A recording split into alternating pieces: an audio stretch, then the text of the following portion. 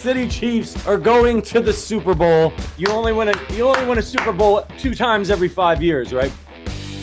Oh! The warm-up act is over. Let's bring in Melissa Etheridge, massive Chiefs fan. Melissa. Super Bowl champion, 2-time Pro Bowler, and Trent Green. Trent Green, how you doing? Hey, what's going on, guys? And he picked it up! He picked it up! He's gonna score!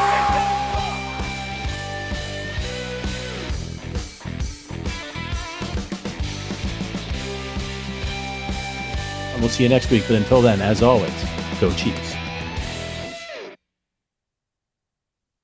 Welcome in. It's the Arrowhead Addict podcast. It's time to start another Super Bowl season. My name is Patrick Allen. We got most of the gang here today. Sterling Holmes, Matt Connor, and our guy Joe Summers here for the very first Chiefs pregame show of the year. Fellas, let's go around the horn. How you feeling today? The Kansas City Chiefs are about to play football again. Let's start with our editor-in-chief over at Arrowhead Addict, Matt Connor. Yeah, man, I'm excited to just see the guys play today. You know, Mahomes said earlier this week he needs to get hit. He even said that himself. I need to go out there. I need to remember how all this feels. And I think that's true for fans too. We get to see red and gold out there. Like, oh yeah, this is how it feels. This is how Sunday feels. This is how this team feels. All that. So yeah, I'm ready to get back into the groove for the next 23 weeks. Is that what we need to get all the way? Something like that. It's a long way away. And I don't think anybody wants to see Mahomes get hit. I hope it's the gentlest, like, you know, they get him and then they just lay him down like you would a lover onto the turf. Sterling Holmes, how you feeling today, brother? The energy is low, boys. Come on, kids, earmuffs. Let's chiefing it go, okay? I've already crushed some hard-boiled eggs. I've done a workout. I've done yoga. I climbed a mountain 3 days ago. I got a protein shake with freaking caffeine in it. You know what that means? Let's party, boys. None of that matters. Chiefs football today. I'm stoked, guys. I'm so excited right now. I grew my mustache back out. I made sure I got my hair all coiffed and ready to go. I got my little Chief shirt on. Dude, I am ready to fucking party. Yeah, Sterling's hair is already in mid-season form. It's no preseason for Sterling's hair. I love it. I take this very seriously. Sterling is always in season. That's just the way that works. He is. I'm still a little under the weather, but I'm recovering. This is the most up that I've been all week, so I'm excited. Joe Summers, first of all, man, I got to know, did you put money on this preseason game? I did. I took the Chiefs in the first half plus 1.5. We've covered that spread in 7 of our last 8 preseason first half games. I'm ready to start the season with the win. It's a beautiful day. My hard-boiled eggs are still cooking, unfortunately, so I'll be ready here shortly. But it's just a great day to put on a Chiefs jersey. If I get to see Patrick Mahomes throw one pass, I'll be happy. It feels like Christmas. Yeah, which jersey are you rocking today? Mahomes, nice. I went Joe Montana, going old school. One of my faves. Got to meet him at the Super Bowl, which the Chiefs won. Oh, dear God. Oh, beautiful. Now, see, I got a big problem with this. You can't bring that kind of energy in the first game of the season. Hear me out. You know why? I'm tired of all of these people saying Chiefs fans are only around when the Chiefs got good with Mahomes. No, baby. We've been around. We've been here. If you don't, we're not watching. It's a Matt Castle jersey or jersey, if you will. Got to let those Bengals fans know. Put them on notice. Come on. Sterling just basically played that Applebee's on a date night song for all of us, and then with his shirt. Yeah. That's what that is. Yes. Speaking of the Bengals, they just continue to get humiliated by talking smack. Did you guys see this week? It was not next up is Tyler Boyd to get humiliated because he popped off in OBJ's mentions because OBJ, before he got hurt, and I was at the Super Bowl, looked like he was on for a big game, and then he got hurt, but he did score a touchdown, and he said, hey, I was going to go off, like we were going to win big. And Tyler Boyd chirped at him and said, woulda, coulda, shoulda. And OBJ came back and said, you woulda, coulda, shoulda won a ring, but you didn't, is basically what he said.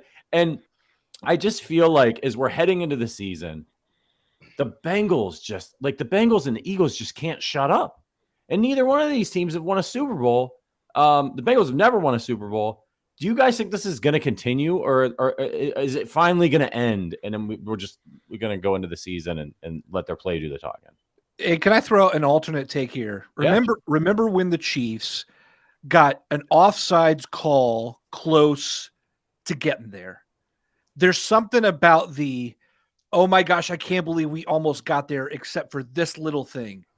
That's that sort of like energy, that's sort of like almost cresting the hill and then having to watch someone else celebrate it just makes it that much more sour than if you'd never gotten close at all.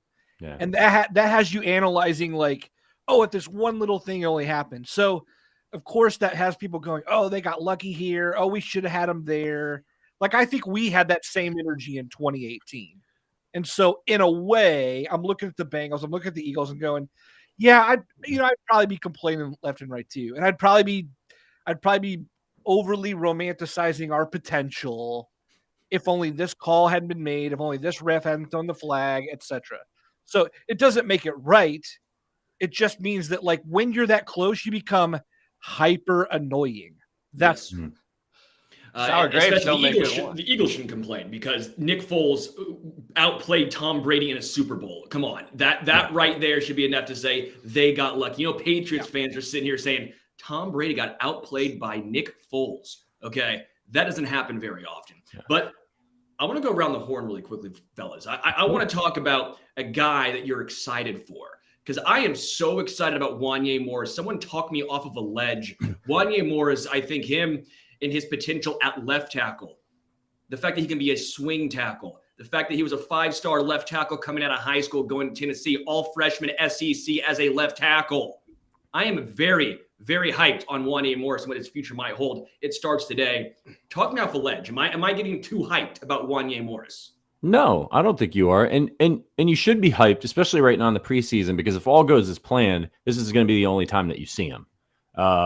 So, I think the Chiefs, where they took him, they felt like he needed another year of seasoning and coaching. And so if the guys that they brought in to play their tackle positions pan out during the season, then Wanya Morris shouldn't see the field unless, he gets rotated in a little bit or somebody needs a blow. But we don't want it to be because of poor play where he gets forced into action or somebody gets injured.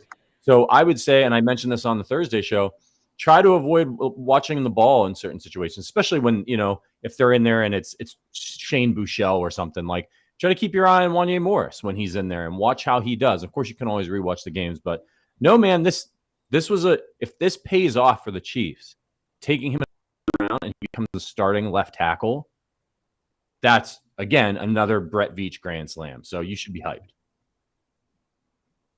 Connor, who are you looking at? I'm with you. I'm with you on the tackles. Look, I don't know if you'll remember, but a few months ago we made our bold predictions, and I said Wanya Morris was the starting left tackle after the bye. So I'm with you. I'm buying Wanya Morris in a big way.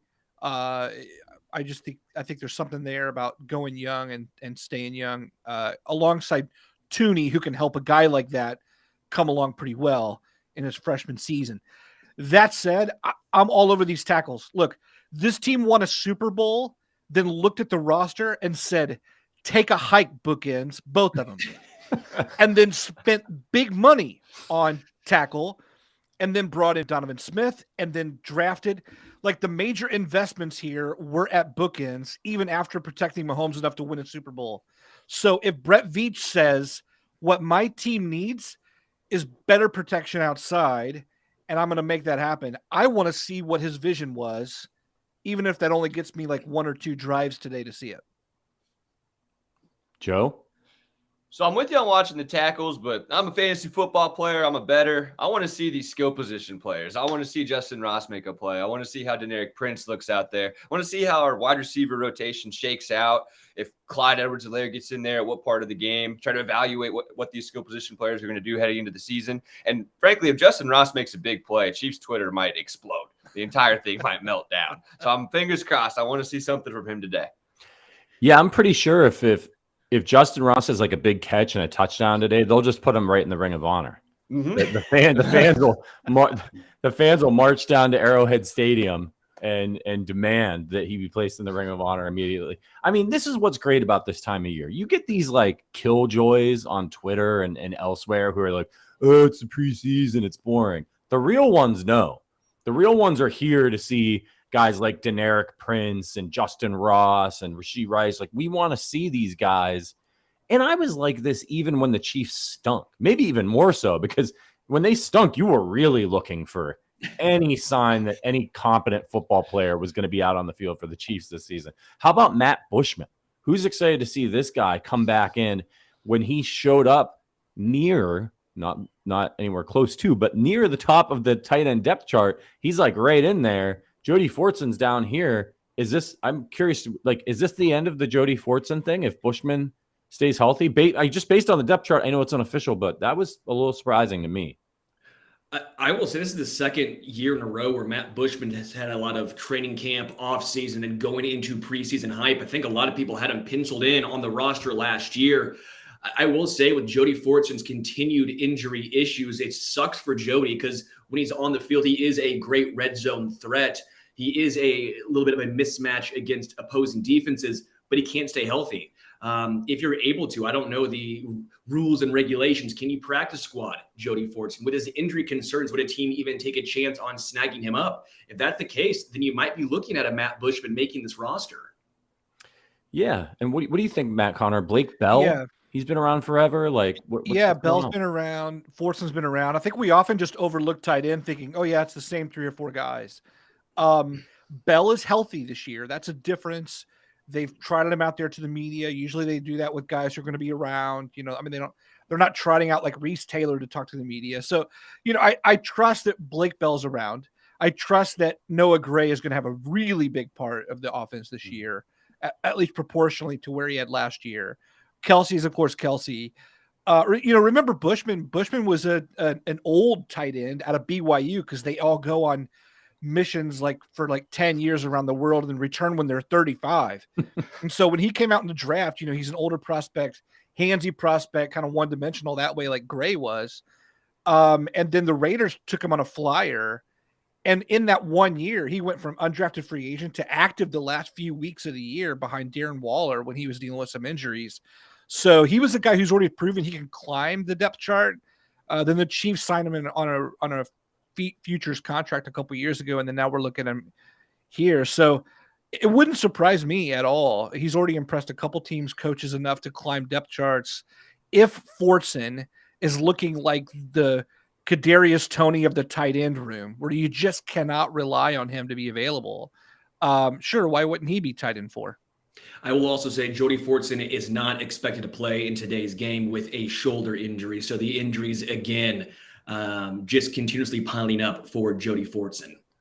Do you think Blake Bell makes the roster? I guess my question here is, at the skill positions, it's starting to get a little crowded, right? Like when you look at the tight ends, you got some guys that look, who have been around, like Noah Gray. He's going to make the team. Kelsey's going to be on the team.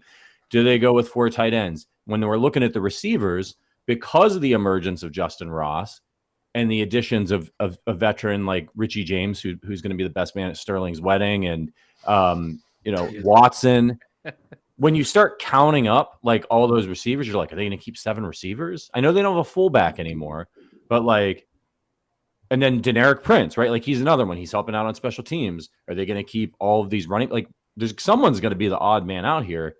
What position group do you guys think it's going to be, and who do you think it's going to be? Joe? I wonder if we're going to put, with Tony's injury, him starting the year sidelined, we can keep an extra receiver and kind of play around with it. I wonder if we're going to do something similar with Jody Fortson to allow us to keep a guy like a Bushman. So it seems like a lock that we're going to keep Prince. So we'll probably have 4 running backs, and it's kind of how we can maneuver the roster to keep additional players, because I'm interested in that as well. And that we're going to need to keep defensive line depth with Minihue suspended and Charles Jones still up in the air. So there's a lot of positions that we need depth at, and I don't know who the odd men out are going to be. What I find interesting is Blake Bell is known as one of the best blocking tight ends, not just, on the Chiefs, obviously, but in the entire NFL. But if you looked at the playoffs last year, when he was healthy against teams, was against the Bengals and the Eagles, you thought, okay, Blake Bell time, they need this extra blocking tight end. You need him to step up.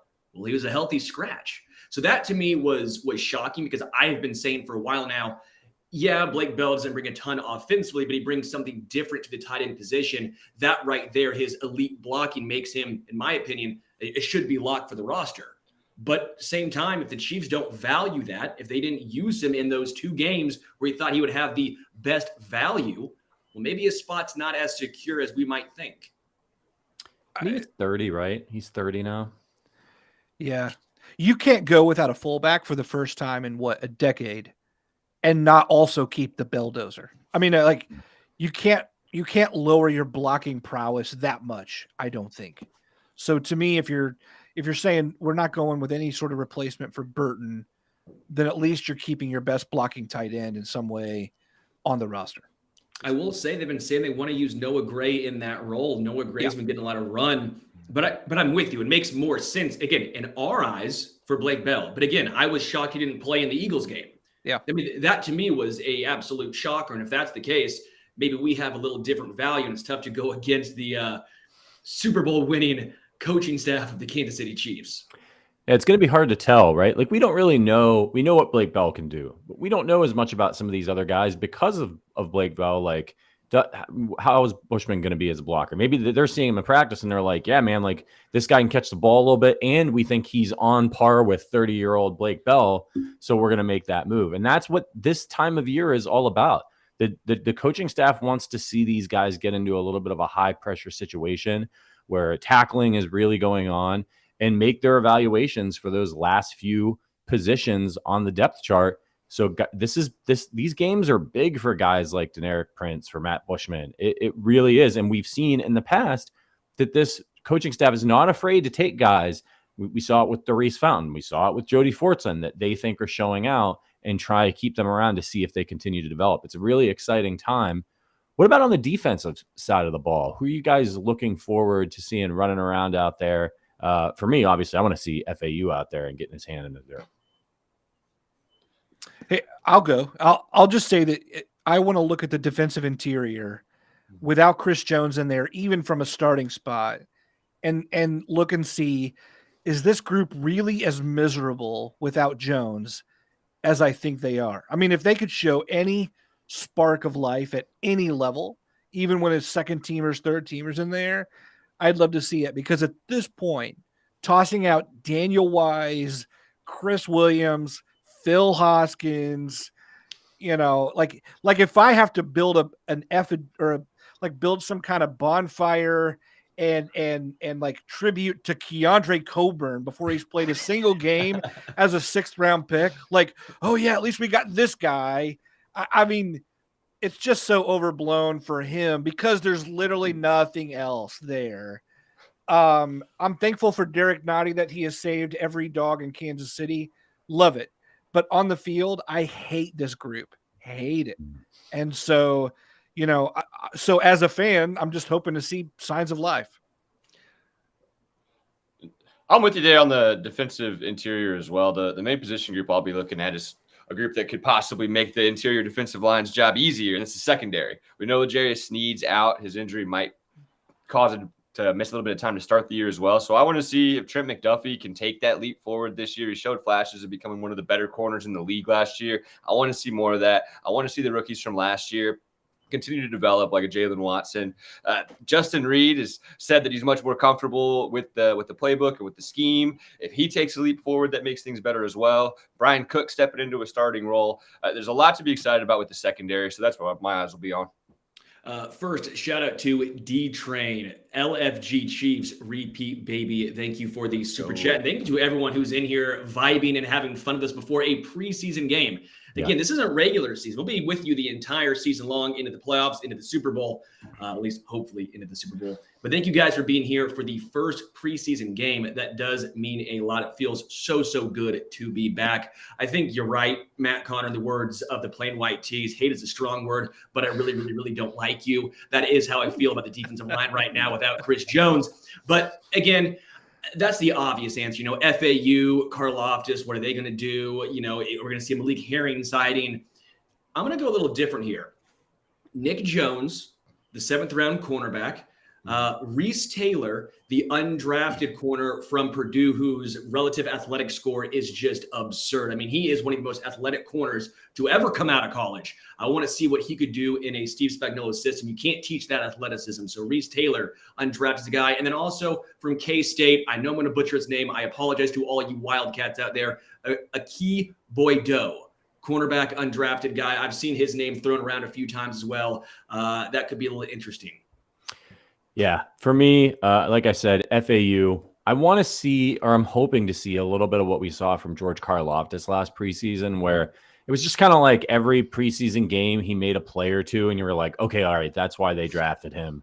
And then he continued to improve as the season went on.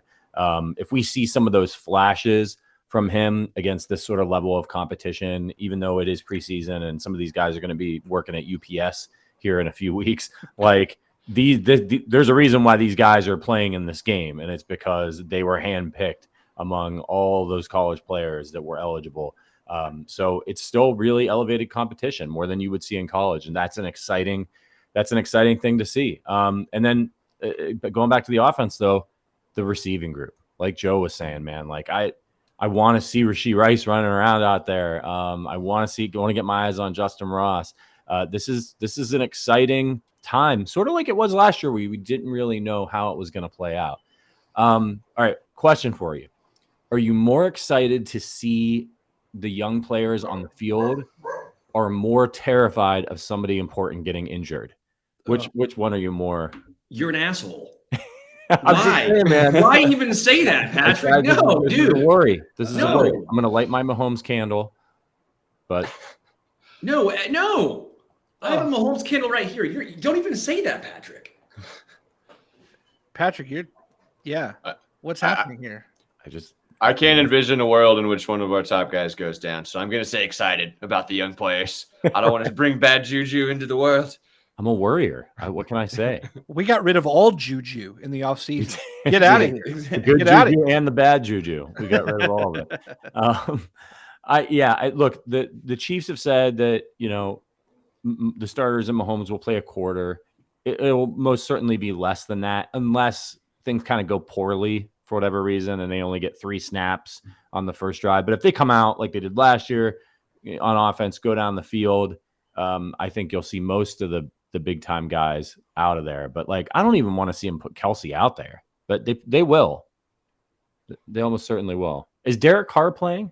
Yes. Okay. All right. Yeah. Old friend. Dennis Allen said that they're going to play their starters. Speaking of old friends, you're going to see a lot of familiar faces on the defense, right? Mm-hmm. They got Matthew out there.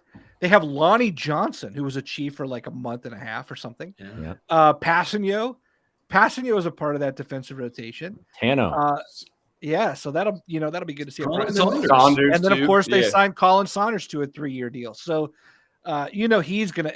What's going to be funny is seeing pregame Colin Saunders hanging out with the Chiefs for a brief minute, because he's going to do something fun.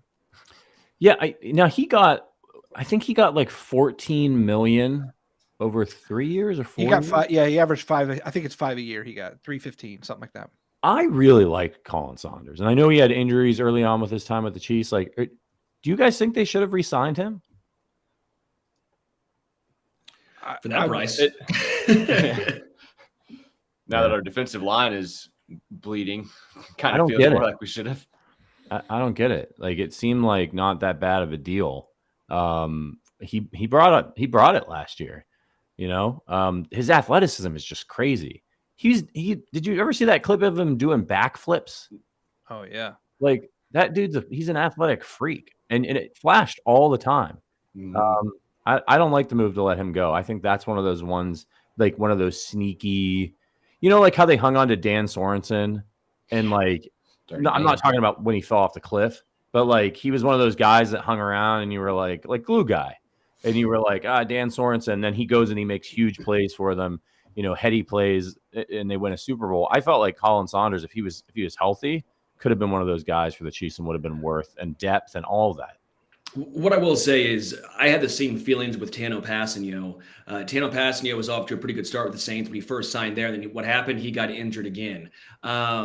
Sometimes these high upside injury prone. I don't know if you want to use the word injury prone, but guys who've had multiple injuries in their career type of players, you're always left saying, what if?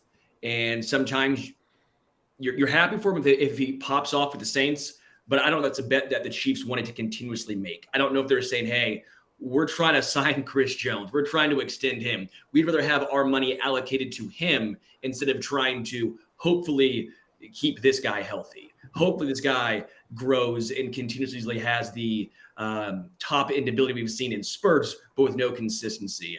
I'm assuming that's the way the Chiefs thought this through. Yeah, they have the medicals, right? Like we don't know. They've got all the stuff they know. And so sometimes I think that can be a factor. All right, guys, we got to get out of here because the game is about to kick off. We will be back. This is the Arrowhead Addict podcast. If you're not subscribed to this channel, make sure you subscribe. We have 3 shows a week plus shows on Sundays for the games or whenever the Chiefs play. We'll be back for the Arrowhead Addict Chiefs halftime show. We'll break down what we saw in the first half for a few minutes, and then we'll be back after the preseason game right here on the Arrowhead Addict YouTube channel for we'll break down all the action. So we hope to see you back then. Thank you for your support. Let's go Chiefs. For Joe Summers, for Sterling Holmes, for Matt Connor. My name is Patrick Allen. We'll see you at halftime. But until then, as always, go Chiefs.